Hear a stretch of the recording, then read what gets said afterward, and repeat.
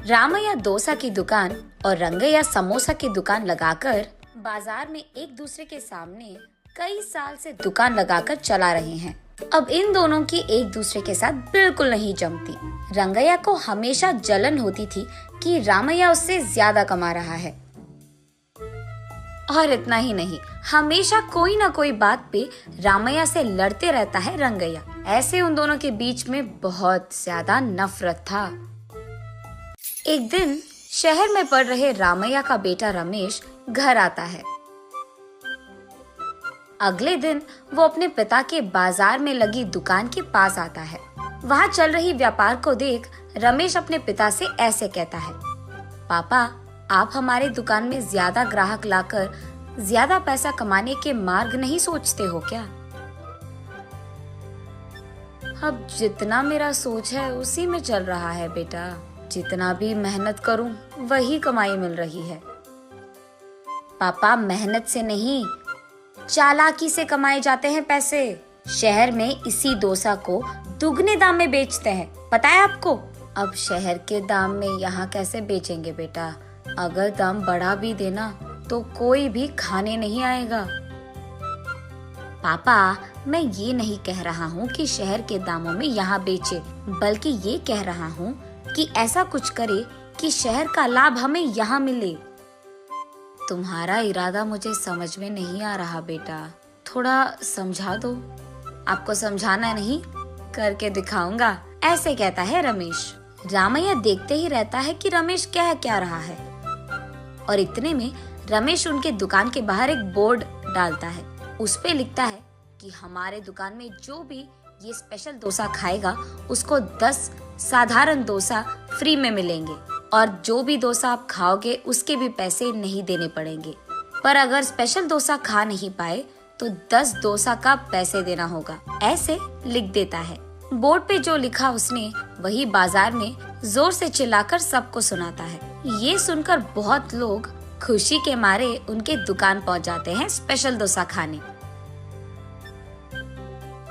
Special dosa खाने के लिए मैं तैयार हूँ। नहीं नहीं, मैं तैयार हूँ। ऐसे सभी आपस में बहस करते हैं। तब रमेश उनके दुकान के बगल में एक बड़ा सा टेबल और चेयर लगाकर जो भी इस प्रतियोगिता में शामिल होना चाहते हैं उनको एक के बाद एक इस कुर्सी पे बैठना होगा, ऐसे कहता है।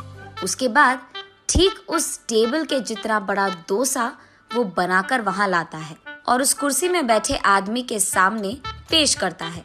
वहाँ मौजूद सारे लोग यही सोचते रहते हैं कि वो आदमी उस डोसा को खा पाएगा कि नहीं। आधा डोसा खाकर वो आदमी, मुझसे अब नहीं होगा, ऐसे कहकर हार मानकर वो 10 डोसा के पैसे देकर वहाँ से चले जाता है।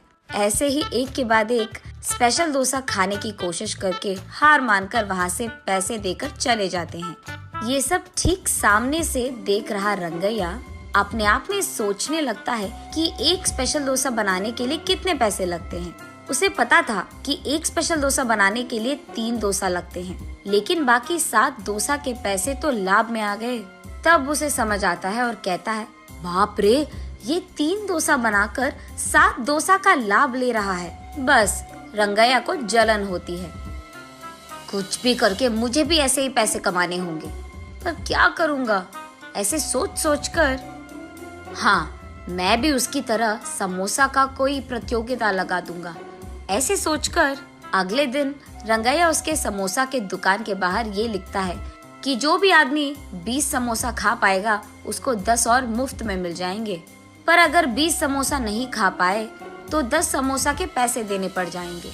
और यही बात चिल्ला चिल्ला कर बाजार में सबको बताता है। ये सुनकर बहुत सारे लोग रंगैया के दुकान आते हैं प्रतियोगिता में शामिल होने। जो लोग आते हैं उनमें से कई सारे आसानी से 20 समोसा खा लेते हैं और रंगैया के अनुसार ही वो 10 और मुफ्त में ले लेते हैं और वहाँ से चले जाते हैं।